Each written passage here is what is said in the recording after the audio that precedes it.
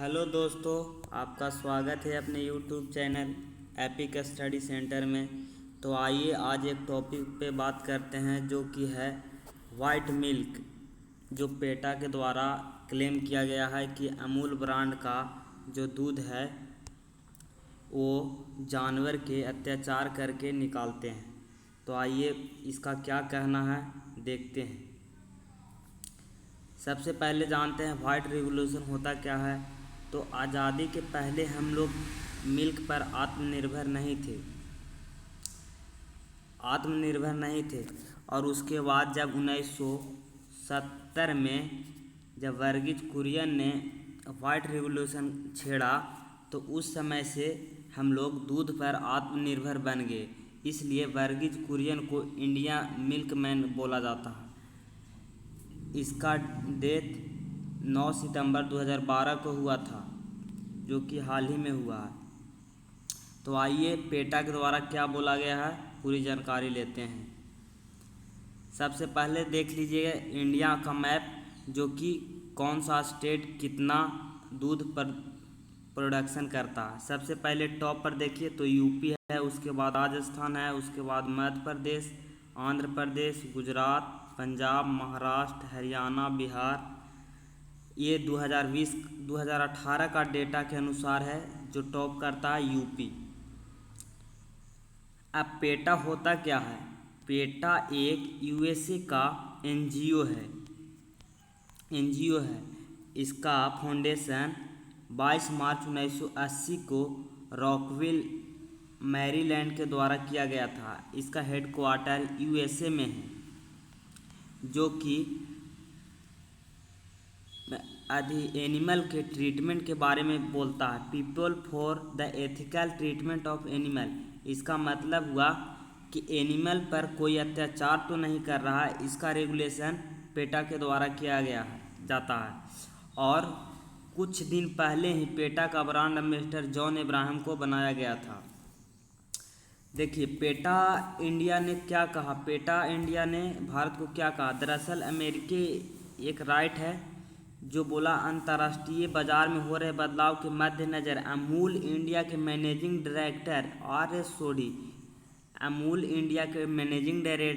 S Sodhi को यह पत्र लिखकर डेयरी दूध के बजाय वह शाकाहारी दूध उत्पादन करने पर जोर देने का आग्रह किया।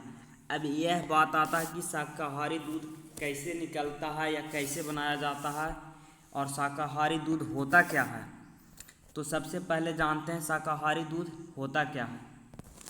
दोस्तों, जब हम नारियल के जो ये उजले भाग है उसको निकाल कर ग्राइंडर में पीस कर और उसके छान लेने के बाद जो उजला भाग बचता है लिक्विड में, उससे ही पेटा के द्वारा शाकाहारी दूध बोला जा रहा है।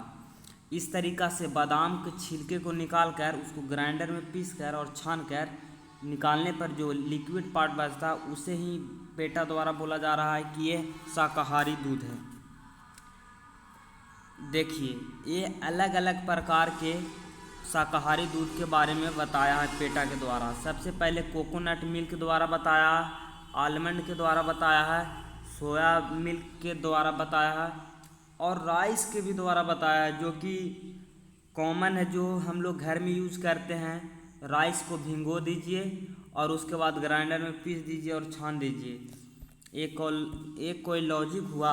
इसके द्वारा तो हम लोग सिर्फ चावल ही खाना लेंगे। आइए नेक्स्ट देखते हैं दुनिया में इंडिया का रैंकिंग क्या है दूध उत्पादन में 2020 के डाटा के अनुसार देखते हैं।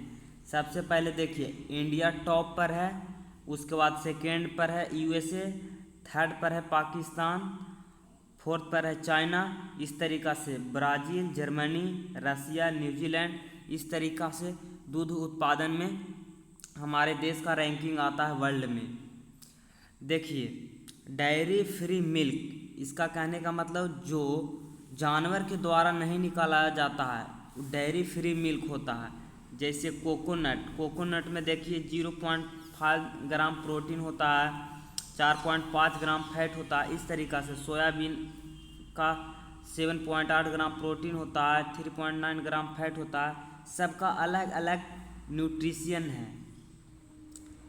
तो दोस्तों इसका सार यह निकलता है कि वेज एक होता है वेजिटेरियन, एक नॉन वेज होता है, लेकिन ये दोनों से ही हटकर बोला जा रहा है पेटा के द्वारा कि वीगन बनिए। वीगन वीगन कहने का मतलब है जो एनिमल के द्वारा जो प्रोड्यूस किया गया मिल्क है उसके द्वारा सामान न बनाकर खाने वाले को वीगन बोला जाता है। जैसे कोई व्यक्ति घी नहीं खाता है, दूध नहीं खाता है, तो वह एक वीगन व्यक्ति है। ठीक है, तो दोस्तों ये था पेटा का कहना। कल एक आर्टिकल द हिंदू में आया था, तो आज कवर किए। ऐसा ही टॉपिक को कवर करते रहेंगे। अपना रिव्यू दीजिएगा और कमेंट ज़रूर कीजिएगा। थैंक यू, और लाइक भी ज़रूर कीजिएगा।